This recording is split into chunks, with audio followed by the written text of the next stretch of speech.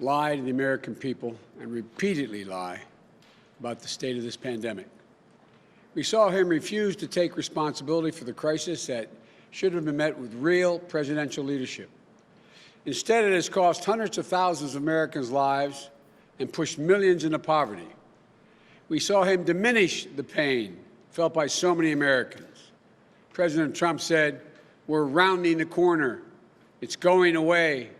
We're learning to live with it." They are quotes.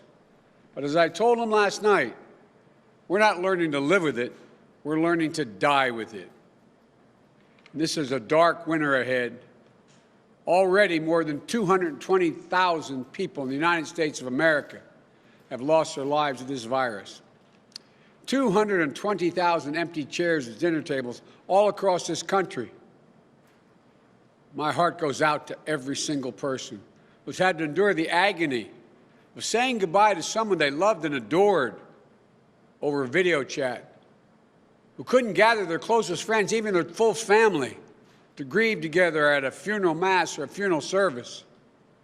And worse yet, a new study from Columbia University suggests that anywhere between 130,000 and 210,000 of those deaths were avoidable.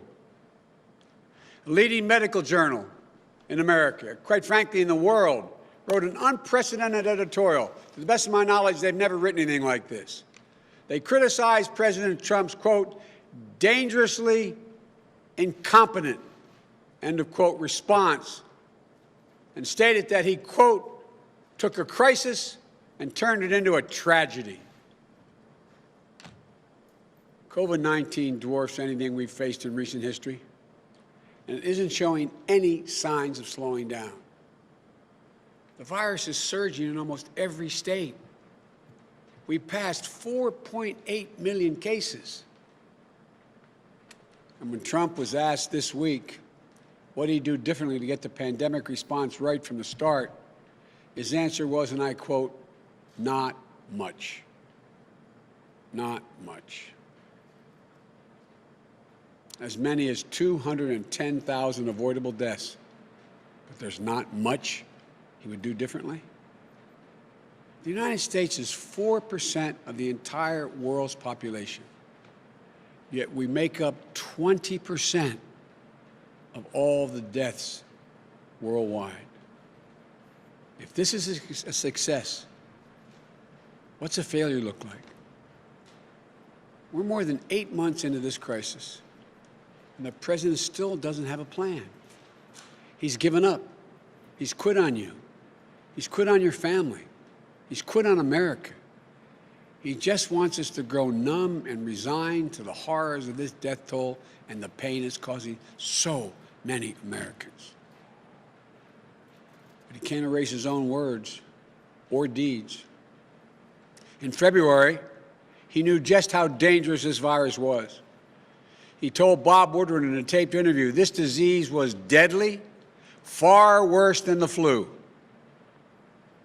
But instead of telling us how bad it was going to be, according to the New York Times, his administration only gave Wall Street investors a heads up. And they made a bundle, doing something called selling short or betting against the market. So Wall Street knew what was coming, while the rest of us took the full brunt of it. In June, when we began to see the resurgence of COVID-19, I called out President Trump for wavering and waving the white flag of surrender to the virus. But then, it was as if he decided to go on offense for the virus, holding rallies with no masks, no social distancing, where people contracted the virus, inviting the virus into the White House, hosting what Dr. Fauci called super spreader event, endangering more people's lives by telling the public, don't worry about the disease, don't let it dominate you. How many people from Kristen in Arizona will end up suffering because their loved one listened to the president? Kristen said her dad voted for Trump. Listen to him. believed him that the virus wasn't a big deal. Then her dad became infected and died. Kristen said it was her dad's only pre-existing condition. This is her quote: "The only pre-existing condition was trusting Donald Trump." End of quote. Even after contracting the virus himself, Donald Trump still refuses to promote universal mask wearing, which could have saved nearly 100,000 lives and could still save over 100,000 lives in the next few months. The longer Donald Trump is president, the more reckless he gets. We don't have to be held prisoner by this administration's failures. We can choose a different path. We can do what Americans have always done: come together and meet the challenge with grit, compassion, and determination. And today I'm going to tell you exactly what I plan to do if I have the honor of being elected your next president. I'll immediately put in place a national strategy that will position our country to finally get ahead of this virus and get back our lives.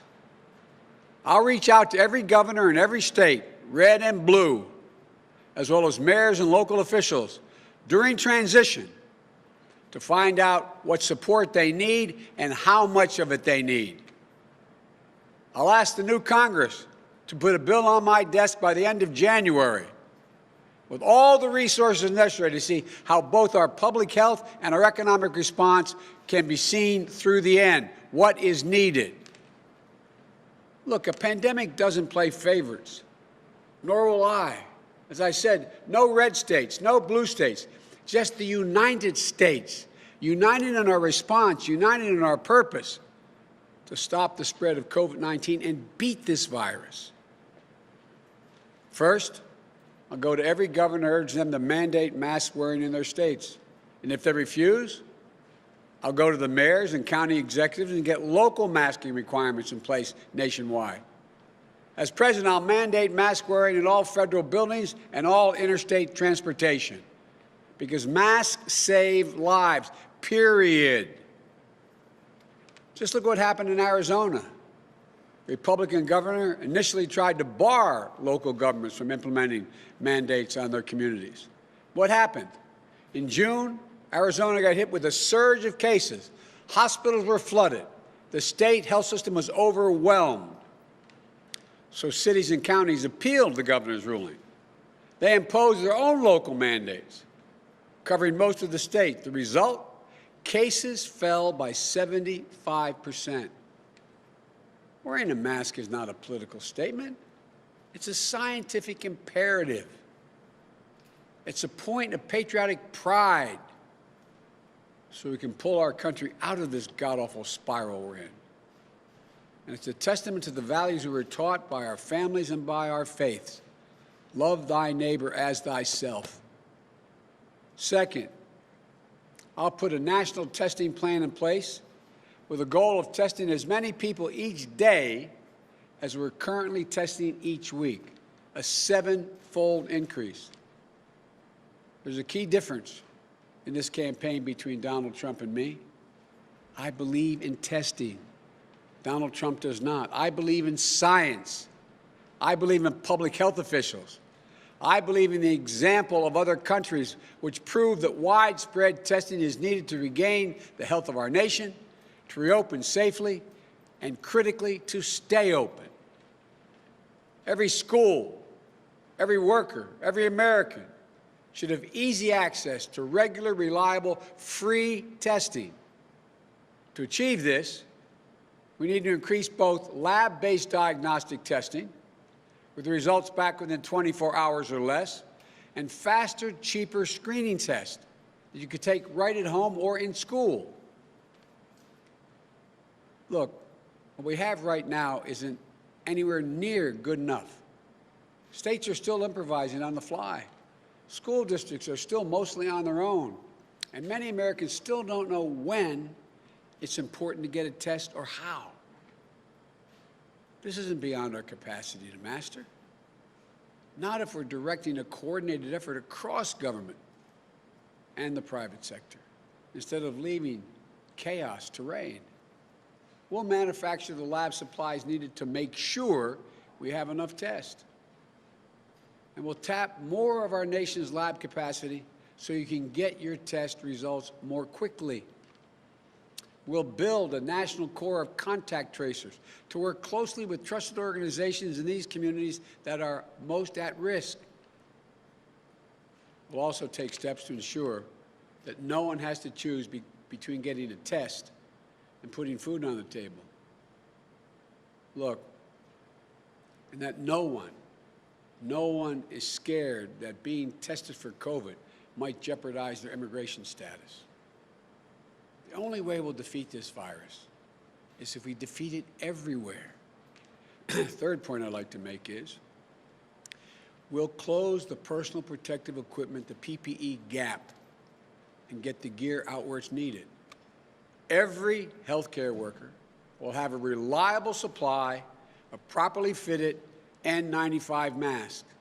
It's unconscionable. There are more than 8 months into this crisis, and frontline healthcare workers are still rationing their personal protective equipment. As president, I'll use the full power of the Defense Production Act to drive the manufacturing of personal protective equipment, masks, gloves, gowns, and more, and ensure this is distributed equitably. Look, we won't stop until the nation's supply exceeds the demand and our stockpile is replenished, especially in hard-hit areas and in communities that are disproportionately impacted by the virus. I will appoint a fully empowered supply commander who's in charge of filling in the gaps. We'll make sure we can manufacture critical supplies right here at home so we're not dependent on other countries in this crisis. Fourth, we'll provide consistent, reliable, trusted, detailed, nationwide guidance and technical support for reopening safely, and the resources to make it happen. We need a single source of guidance that we can trust, where we know the information won't change for any reason other than the science that guides it. Not political expediency, not public image. It won't be easy as to open or close. Social distancing isn't an on or off thing. And we're learning more every day about the virus and how it spreads. We need to be able to adapt and adjust our behavior to responsibly respond appropriately. But schools and businesses can't make responsible decisions if they don't have the information, the science. It's not just more detailed, effective guidance they need. It's consultations and technical support so people have a place to turn with their questions. It's having a government that's in your corner, not a government that's turned its back on you. And once we get our federal, state, and local governments working together, once there's universal masking, enough PPE and testing to go around, science-backed guidance to help us make the right decisions, then we can get our kids back to school safely, our businesses growing, and our economy running again without wasting another minute. As I said last night, I'm not going to shut down the economy. I'm not going to shut down the country. I'm going to shut down the virus. And finally, we'll be focused on developing safe and effective treatments and distributing a safe and effective vaccine. President Trump claims he found a cure. Well, let me tell you, yet we have 1,000 people dying each day. More than 40,000 people are in hospitals right now battling the virus. Life-saving therapies shouldn't be just available to the wealthy and the well-connected. We need to make sure they're available to everybody, available and affordable. It's also possible we could learn any day that one of these vaccines currently in trial is showing itself to be effective. That will be a wonderful day for our people and people around the world, everywhere, whether it comes next week or in the next 2 months. But it will still be many months before any vaccine is widely available. And we need a president who will take responsibility for making sure it gets to every single person in this country in a way that's equitable and accountable. We need a president who, in the meantime, is doing his job to protect the American people. Once we have a safe and effective vaccine, It has to be free to everyone, whether or not you're insured. Let me say that again. The vaccine must be free and freely available to everyone. This is just not one more reason why it's so despicable that Donald Trump is fighting in the middle of a pandemic to get the U.S. Supreme Court to strike down the entire Affordable Care Act, which I worked so damn hard to get the votes for.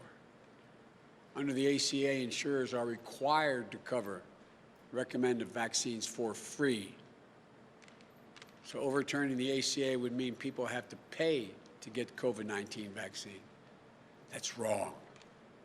Very, very wrong. Unlike Donald Trump, I believe health care isn't a privilege. I think it's a right. That's why, as president, I'll protect and build on the ACA by adding a public option that will compete with private plans to expand coverage and lower health care costs across the board. I'll bring down drug prices by allowing Medicare to negotiate with pharmaceutical companies. I'll make sure Americans have insurance, those with insurance have access to free COVID-19 vaccine.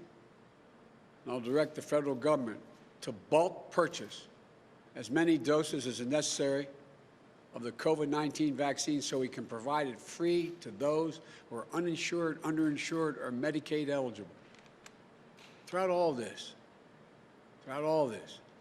yes, Mr. President, I'll listen to the scientists and I'll empower them.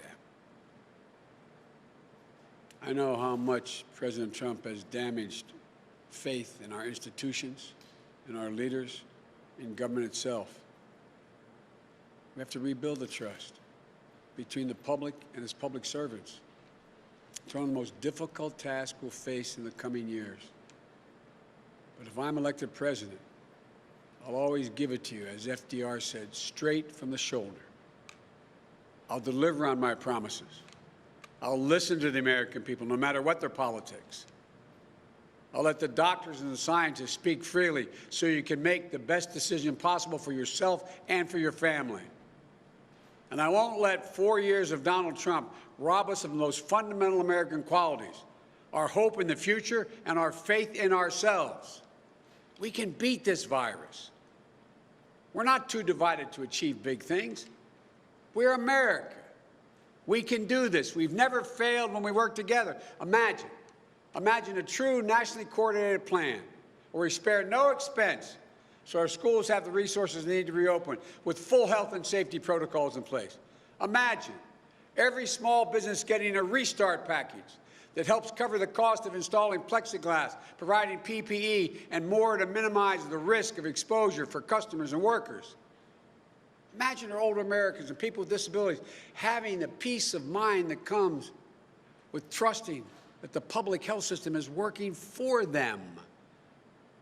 Imagine, instead of staying locked up in their rooms, they're able to hug their grandchildren or those who they love and haven't been able to see. Imagine if you're a member of a community that has been hit particularly hard, Black, Latino, Asian Americans, or Native Americans. Imagine a public health and economic response that treats your needs as a priority, not as an afterthought. Imagine a day in the not-too-distant future when you can enjoy dinner with your friends and your family, and maybe even go out to a movie. Or when you can celebrate your birthday, weddings, graduations, surrounded by your nearest and dearest friends. That's the Biden-Harris agenda to beat COVID-19. It's going to take all of us working together, and that's not hyperbole, all of us working together, watching out for one another. We're all still going to have to wear our mask, a practical social distancing a while longer. It's going to be hard, but if we follow the science and keep faith with one another, I promise you, we'll get through this and come out the other side much faster than the rate we're going now. Look, you all know this. The American people have always given their best to this country in times of crisis. And this time isn't any different. I'm not joking when I say this. I think every day about the brave doctors and nurses and hospital workers, police officers, firefighters, EMTs, and other first responders who not figuratively but literally are putting their lives on the line day in and day out to care for people. I think of the essential workers who carried the rest of us on their shoulders through these many months. The grocery store clerks, the delivery clerks, the drivers, the folks on the assembly line, the meat packers, and so many more. People too often overlooked, undercompensated. They've given the best to their country when we needed them the most. Think of the small businesses who moved heaven and earth to try to take care of their employees and keep their businesses open. And sadly, of all those who couldn't because they didn't get the help they were promised. I think of the parents juggling working from home with the added demands of overseeing their child's educations. I think about the educators who are spending hours learning how to teach online. They're doing what they always do, giving above and beyond for their students. I think of the families and the communities who've stepped up, donating to charities, doing grocery runs for older relatives and neighbors, finding new ways to connect and support one another. That's the America we know. That's the United States of America. That's who we are. And like John F. Kennedy, when he committed to take us to the moon, he said, "I refuse to postpone the possibilities that exist for this country. I refuse to postpone. Refuse to postpone the American purpose that will not only lead our country back, but lead the entire world." There's no challenge. There's no challenge we cannot meet. No enemy we're unable to face. No threat we can't conquer. We stand together, united, bound by our common resolve, determination, and values. Folks, together we can harness the unlimited potential of the American people, not just to get back where we were before this virus hit us, but to get back better.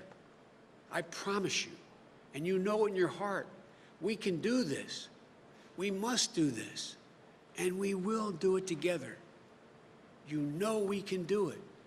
This is the United States of America. May God bless you all, and may God protect our frontline workers and all those who have lost a loved one. Thank you, and keep the faith.